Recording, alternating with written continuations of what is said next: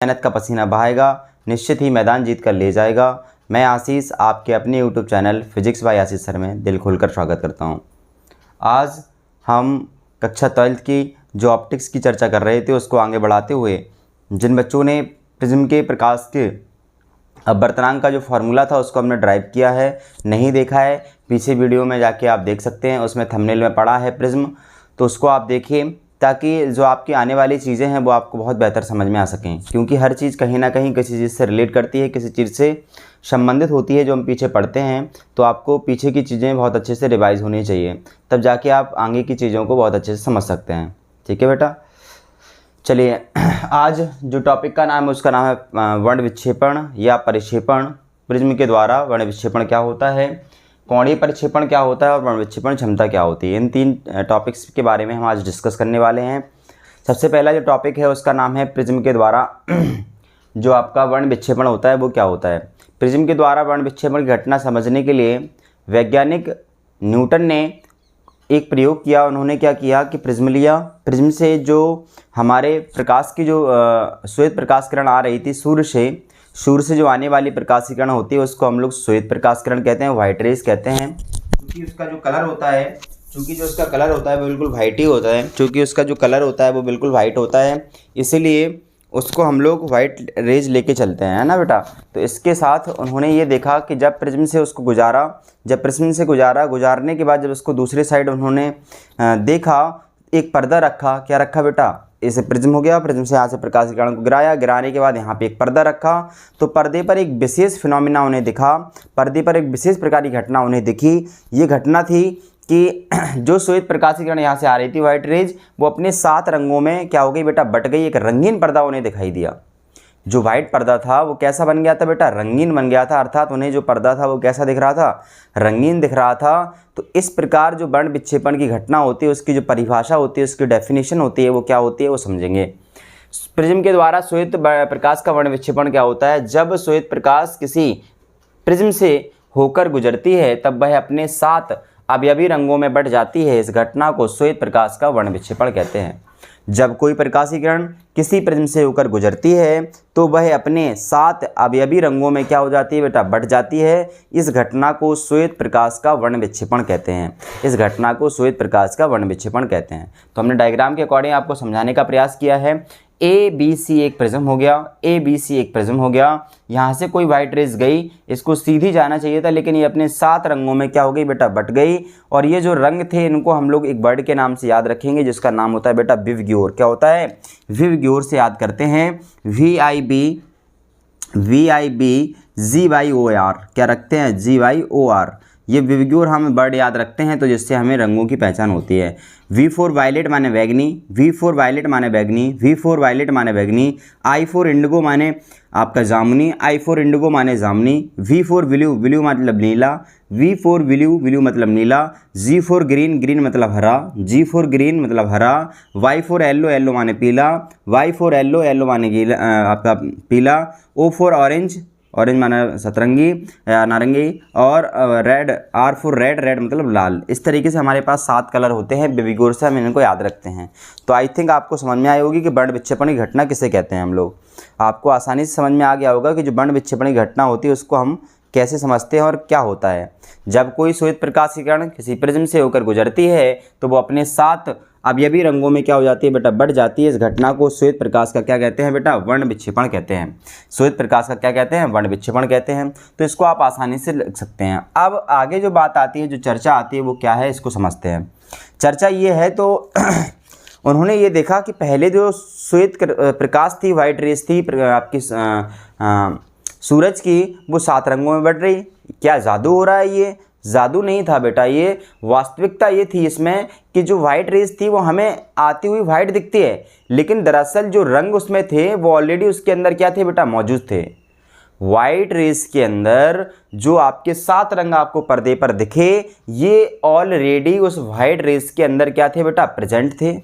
अब प्रिज्म ने एक मेडिएटर का काम किया, प्रिज्म ने एक माध्यम का काम किया जिससे उस व्हाइट रेस को गुजारा। तो गुजारने के बाद उसने जो व्हाइट रेस के अंदर 7 रंग मौजूद थे उनको बाहर कर दिया, मतलब उनको डिवाइडेशन कर दिया। तो प्रिज्म ने बेसिकली क्या किया कि जो व्हाइट रेस के अंदर कलर मौजूद थे उनको पर्दे पर दिखाने का काम किया। ठीक है, तो व्हाइट रेस के अंदर ऑलरेडी क्या है, 7 रंग मौजूद हैं। और जो पर्दा यहाँ पे रखा है, इस पर्दे पर जो बनने वाला है ये आपका रंगों का सीक्वेंस होता है। इसको हम लोग बेटा नाम देते हैं एक स्पेक्ट्रम। क्या कहते हैं इसको? स्पेक्ट्रम भी कहा जाता है। इसको क्या कहा जाता है बेटा? स्पेक्ट्रम। जो 7 रंग बन रहे हैं इनको हम लोग क्या कहते हैं? स्पेक्ट्रम कहते हैं। स्पेक्ट्रम ये प्राप्त होता है आपको। ठीक है, चलिए आगे बात करते हैं हम कि ये जो आपका प्रकाश की किरण होती है ये क्यों विचलित होती है और कैसे इसका ये जो अलग अलग डिवाइडेशन होता है वो क्या होता है। ऐसा देखा गया मतलब वाई एक्सपेरिमेंट ऐसा देखा गया कि जो n की वैल्यू होती है अपवर्तनांक, हमने ये फॉर्मूला पढ़ा है, n बराबर होता है इस प्रकाश की चाल निर्वात में और प्रकाश की चाल बेटा मीडियम में। प्रकाश की चाल मीडियम में और प्रकाश की चाल ये क्या है आपके निर्वात में। तो जो अपवर्तनांक होता है किसी भी पदार्थ का वो डिपेंड करता है कि माध्यम में उसकी चाल क्या है, माध्यम में उसकी चाल क्या है। प्रकाश की चाल निर्वात में सबको पता है क्या होती है बेटा, 3 × 10⁸ होती है। तो ये वैल्यू तो फिक्स हो गई आपकी, ये वैल्यू कैसी हो गई आपकी? फिक्स। तो n की जो वैल्यू है बेटा वो डिपेंड करती है किस पर? माध्यम में चलने वाली प्रकाश की चाल पर। तो जो अपवर्तनांक होता है n वो इन्वर्सली प्रोपोर्शनल होता है 1/vd। vd क्या है? माध्यम में प्रकाश की चाल। अब ये देखा गया कि अलग अलग रंगों के जो प्रकाश की चालें थीं, अलग अलग रंगों के प्रकाश की जो चालें थी वो अलग अलग थीं। तो इसका मतलब है कि अलग अलग जो आपका रंग हैं उनके लिए जो पदार्थ का अपवर्तनांक होगा वो भी कैसा होगा बेटा? अलग अलग होगा। जो आपका रेड रंग होगा उसके लिए माध्यम में चाल अलग होगी, तो उसके लिए अपवर्तनांक भी कम ज़्यादा होगा। और जो आपके पास अगर आपके पास वायलेट कलर है तो वायलेट कलर के लिए क्या होगा? उसके लिए भी बात अलग होगी। तो ये जो घटना है इसको समझने का और अच्छे से प्रयास करेंगे कि क्या कहानी होती है। ऐसा देखा गया बेटा कि जो आपका लाल रंग होता है, लाल रंग के लिए प्रकाश की चाल सबसे अधिक होती है। लाल रंग के लिए जो प्रकाश की चाल होती है वो कैसी होती है? मैक्सिमम होती है। तो रेड रंग की जो आपकी स्पीड होती है v, रेड के लिए कैसी होती है बेटा? ग्रेटर देन किससे? बैगनी रंग से। जो बैगनी रंग की प्रकाश की चाल होती है वो रेड रंग की प्रकाश की चाल से कैसी होती है? आपकी रेड ज़्यादा होती है चाल और ये कैसी कम होती है। तो इसके लिए जो अपवर्तनांक होगा बेटा वो कैसा होगा? NR। और इसका अगर कंपैरिजन करें NV का तो निश्चित है इसका इन्वर्सली हो जाएगा प्रोपोर्शनल। अगर v की वैल्यू कम है तो निश्चित है NV की वैल्यू ज़्यादा होगी, R की वैल्यू ज़्यादा है तो NR की वैल्यू कैसी होगी? कम होगी। तो अधिकतम अगर हमसे बात करें कि प्रकाश की चाल के कौन से कलर का जो प्रकाश की चाल होती है वो माध्यम में सबसे ज़्यादा होती है, तो रेड रंग की चाल सबसे अधिक होती है, बैगनी रंग की चाल सबसे कम होती है। ठीक है, ऐसा कह सकते हैं। तो लाल रंग के लिए जो प्रकाश के जो आपका पदार्थ है उसका अपवर्तनांक कैसा होगा बेटा? कम होगा। और बैगनी रंग के लिए प्रकाश का जो कांच है उसका माध्यम का अपवर्तनांक कैसा होगा? मैक्सिमम होगा। इतनी बात तो क्लियर होगी सर। और समझते हैं जो आपकी तरंगदैर्घ्य का डिवाइडेशन हुआ है, तरंगदैर्घ्य का मतलब है रेड रंग की जो वेवलेंथ है, वेवलेंथ को हम लोग लैम्डा से प्रदर्शित करते हैं। तो आर की जो तरंगदैर्घ्य है वो मैक्सिमम होती है और बैगनी की जो तरंगदैर्घ्य होती है वो सबसे कैसी होती है? ये हो गया आपका मैक्सिमम, ये हो गया आपकी मैक्सिमम। और लैम्डा की जो वैल्यू है बैगनी के लिए ये होती है बेटा मिनिमम। कैसी होती है? मिनिमम। तो ये मैक्स हो गई, ये मिनिमम हो गई। तो इसका मतलब ये है कि जो रेड रंग होता है वो सबसे कम विचलित होता है। कैसा होता है बेटा? कम विचलित होता है। विचलित होने का मतलब कम उड़ता है, ये कम विचलन। और ये कैसा होता है बेटा? बैगनी रंग के लिए अधिकतम विचलन। अधिकतम विचलन किसका हुआ? अधिकतम विचलन हुआ बैगनी रंग का, क्योंकि इसकी जो तरंगदैर्घ्य होती है वो मिनिमम होती है इसलिए अधिकतम विचलन हुआ। और लाल रंग के लिए जो आपकी तरंगदैर्घ्य होती है लैम्डा वो कैसा होता है? मैक्सिमम, इसलिए कम विचलन हुआ। ठीक है, इतनी बात आपको समझ में आई होगी। इसका डायग्राम बना लीजिए और स्क्रीनशॉट ले लीजिए फटाफट से, फिर आगे बढ़ते हैं। तो हमें ये समझ में आ गया कि जब कोई प्रकाशीय किरण किसी प्रिज्म से होकर गुजरती है तो वह अपने 7 रंगों में बढ़ जाती है। इस घटना को प्रकाश का वर्णन विक्षेपण कहते हैं। और जो पर्दा प्राप्त होता है उसको हम लोग, इस पर्दे पर जो रंग प्राप्त होते हैं उसको स्पेक्ट्रम कहते हैं, जिसे हम लोग याद रखते हैं विविगोर से VIVGYOR। इस तरीके से ये समझ लेते हैं। आगे बात आती है बेटा दूसरा टॉपिक जो हमारे पास है जिसका नाम है आपके पास कोणीय परिक्षेपण या कोणीय वर्ण विक्षेपण, एक ही बात है। कोणीय आपका वर्ण विक्षेपण या कोणीय परिक्षेपण, एक ही बात है दोनों के लिए। ठीक है, क्या होता है इसको समझने का हम प्रयास करेंगे। बड़ा सिंपल है, दो रंगों की निर्गत किरणों के बीच का कोण उन रंगों के लिए कोणीय प्रक्षेपण कहलाता है। कोई भी दो रंग हम लेके चलें, उनके बीच का जो कोण होता है उसे हम लोग क्या कहते हैं, कोणीय प्रक्षेपण कहते हैं। तो पहले डेफिनेशन लिख ले रहे हैं बेटा, क्या लिख ले रहे हैं, पहले डेफिनेशन लिख ले रहे हैं किसकी, कोणीय प्रक्षेपण की। कोणीय प्रक्षेपण या कोणीय वर्ण विक्षेपण भी लिख दे रहे हैं, कोणीय वर्ण विक्षेपण, कोणीय वर्ण विक्षेपण। एंगुलर डिस्पर्शन, इंग्लिश में क्या बोलते हैं बेटा इसको, एंगुलर डिस्पर्शन, एंगुलर डिस्पर्शन। कोणीय प्रक्षेपण या वर्ण विक्षेपण एक ही बात है, कोणीय डिस्पर्शन क्या होता है समझेंगे। हमारे पास क्या है बेटा, प्रिज्म है, ये लीजिए प्रिज्म हो गया आपके पास। ठीक है, अब ये देखा गया कोणीय प्रक्षेपण के लिए क्या कहा गया, कोई भी दो निर्गत प्रकाश रंगों के लिए, प्रकाश किरणों के लिए किन्हीं दो निर्गत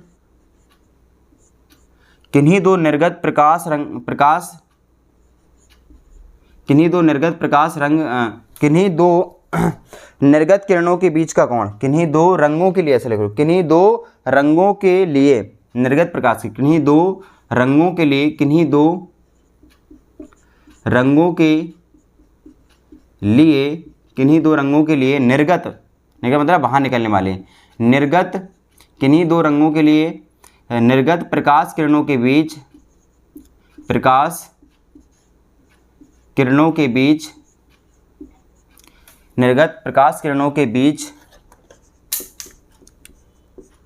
बने हुए कोण, बीच बने हुए कोण को, बने हुए कोण को कोणीय वर्ण विक्षेपण कहते हैं, कोणीय वर्ण विक्षेपण कहते हैं। कोणीय किन्हीं दो रंगों के लिए निर्गत प्रकाश किरणों के बीच बने हुए कोण को कोणीय वर्ण विक्षेपण कहते हैं। चलिए डायग्राम के हिसाब से उसको समझने का प्रयास करेंगे। ये मान लीजिए आपके पास क्या है बेटा, नॉर्मल है। यहाँ से आपकी कोई श्वेत प्रकाश किरण गई तो 7 रंग डिवाइड हो जाएंगे इसमें। तो हम 7 रंग ना लेके हम यहाँ पे 2 रंग ले रहे हैं, कोई भी एक रेड ले रहे हैं ऊपर वाला, एक बैगनी ले रहे हैं। तो इसके लिए बस ऐसे जाना चाहिए था इसको, इस टाइप से। लेकिन ऐसे ना जाके क्या होगा बेटा, इसका ये मान लीजिए आपके पास रेड रंग है, इसका विचलन हुआ, और ये आपके पास बैगनी रंग है, इसका विचलन हुआ। तो इसके लिए विचलन ऐसा मान ले रहा है, और इसके लिए जो विचलन हुआ वो इस टाइप से हुआ। तो ये हो गया आपके पास रेड रंग, और ये हो गया आपके पास बैगनी रंग। 2 रंग के लिए जो प्रकाशीय किरणें हैं ये निर्गत किरणें हैं, आपको पता है। अब इन दोनों के बीच का कोण जब निकालेंगे आप, तो बाहर तो मिलेंगे नहीं ये, तो इनको हम क्या करेंगे बेटा, पीछे की ओर बढ़ाएंगे। क्या करेंगे, इनको पीछे की ओर बढ़ाएंगे। तो ऐसा लगेगा कि ये वाली प्रकाशीय किरण कुछ ना कुछ कहीं से यहाँ से आ रही हो, लगेगा, और ये वाली प्रकाशीय किरण कहीं ना कहीं यहाँ से आ रही हो। और बढ़ाएंगे थोड़ा सा इनको पीछे की ओर, ये तो ये जो प्रकाशीय किरणें हैं वो इस वाले पॉइंट से आती हुई प्रतीत हो रही हैं। बोलो आ रही हैं, हो रही हैं कि नहीं हो रही हैं? बिल्कुल हो रही हैं सर। तो इनके बीच में जो एंगल बन रहा है, इनके बीच में जो एंगल बन रहा है ये एंगल कहलाएगा बेटा आपका कोणीय परिक्षेपण, यानी जिसको हम लोग बेटा किससे लिखेंगे, थीटा से लिखेंगे। दिस इज कोणीय वर्ण विक्षेपण। आई बात समझ में? किन्हीं 2 रंगों के लिए उनके बीच बनने वाले कोण को कोणीय वर्ण विक्षेपण कहते हैं। किन्हीं 2 रंगों के लिए उनके बीच बनने वाले जो कोण होते हैं उनको हम लोग क्या कहते हैं, कोणीय प्रक्षेपण कहते हैं। अब ऐसा देखा गया कि इनके बीच का जो अब आपतित किरण को जब आगे बढ़ाते हैं, जब आपतित किरण को आगे बढ़ाते हैं और निर्गत किरण को क्या करते हैं बेटा, पीछे बढ़ाते हैं, तो इनके बीच में एक एंगल बनता है। ये जो बन रहा है आपको दिख रहा होगा, ये रेड मतलब लाल हो गया और ये बैगनी हो गया। तो ये वाला जो एंगल है ये आपका डेल्टा क्या कहलाएगा, डेल्टा होता है विचलन कोण, तो डेल्टा आर बन जाएगा। और ये वाला जो एंगल होगा इतना, ये विचलन वाला, ये वाला क्या कहलाएगा, डेल्टा वी कहलाएगा। कहलाएगा कि नहीं कहलाएगा, बिल्कुल कहलाएगा। ठीक है, तो इसका मतलब ये है आपके पास, इसका मतलब ये है कि हम लोग जब दूसरे तरीके से डिफाइन करते हैं, यदि डेल्टा एम और डेल्टा आर, यदि ऐसा हो, नोट लिख ले रहे, यदि डेल्टा आर व डेल्टा वी क्रमशः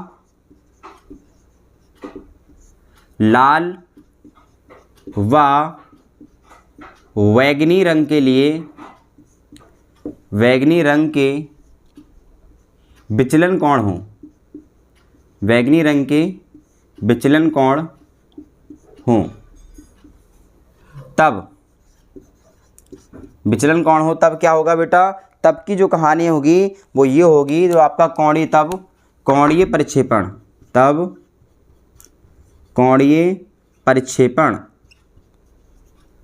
कोणीय प्रक्षेपण, कोणीय प्रक्षेपण थीटा बराबर delta we minus delta R. ये डेफिनेशन और बन गई। ऐसा भी बोल सकते हैं हम कि, ऐसा भी बोल सकते हैं किन्हीं दो रंगों के लिए, किन्हीं दो रंगों के लिए उनके विचलन कोण का जो अंतर होता है वो कोणीय प्रक्षेपण के बराबर होता है। किसके बराबर होता है, कोणीय प्रक्षेपण के बराबर होता है। अब हम ये जानते हैं, यदि प्रिज्म कोण कैपिटल ए हो, क्या हो बेटा, यदि प्रिज्म कोण क्या हो बेटा, कैपिटल ए हो, प्रिज्म कोण कैपिटल ए हो, तब यदि प्रिज्म कोण क्या हो बेटा, कैपिटल ए हो, तब क्या होगा, और पदार्थ वैज्ञानिक के लिए जो अपवर्तनांक लेके चल रहे हैं वो एन बी और एन आर लेके चलेंगे अपन। क्या लेके चलेंगे, एन बी और एन आर। प्रिज्म कोण कितना हो, ए हो, और लाल व बैंगनी रंग के लिए, बैंगनी रंग के लिए अपवर्तनांक, अपवर्तनांक एन आर व एन वी हों,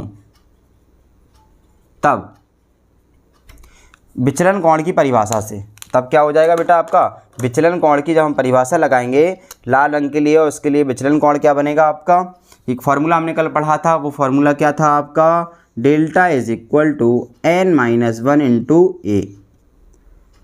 तब से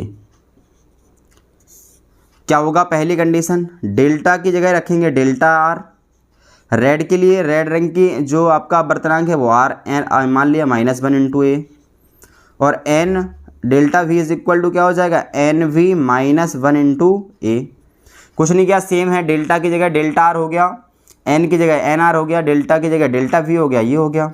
ठीक है, तब क्या होगा बेटा, थीटा की वैल्यू, थीटा बराबर क्या बनेगा, डेल्टा वी की जगह रखेंगे n r minus one into a, minus फिर रखेंगे आप ये, सॉरी वी के लिए रखना है तो ये वी रखेंगे पहले, फिर रखेंगे आपका n r minus one into a, तो थीटा बराबर क्या बन जाएगा, आपका n v a minus one a, इसके अंदर मल्टीप्लाई करेंगे, उधर से ए का कराएंगे, माइनस का N r into a, minus minus plus ए ख़त्म हो जाएगा ये, तो थीटा इज इक्वल टू क्या आ जाएगा, n v a minus n r a. यहाँ से ये कॉमन ले लेंगे तो क्या बच जाएगा बेटा, n v minus n r into a. जी आपके पास क्या आ गया, थीटा का एक और फार्मूला निकल के आ गया। आगे बात समझ में, ये आपका एक और फार्मूला निकल के आ गया, किसका, थीटा का। तो ये आपको इस तरीके से फार्मूले याद रखने हैं। तो थीटा की फार्मूले जो हैं आपके पास इस तरीके से बन जाते हैं। ठीक है, इतना आपको याद रखना है। हम आगे बात करेंगे बेटा, वर्ण विक्षेपण क्षमता क्या होता है, वर्ण विक्षेपण क्षमता क्या होती है, इसको भी समझ लेते हैं। वर्ण विक्षेपण क्षमता समझने के लिए हमें बड़ा सिंपल सा कहानी है वर्ण विक्षेपण क्षमता की, कि वर्ण विक्षेपण क्षमता ये कहता है किसी भी जो आपका कोण वर्ण विक्षेपण निकाला है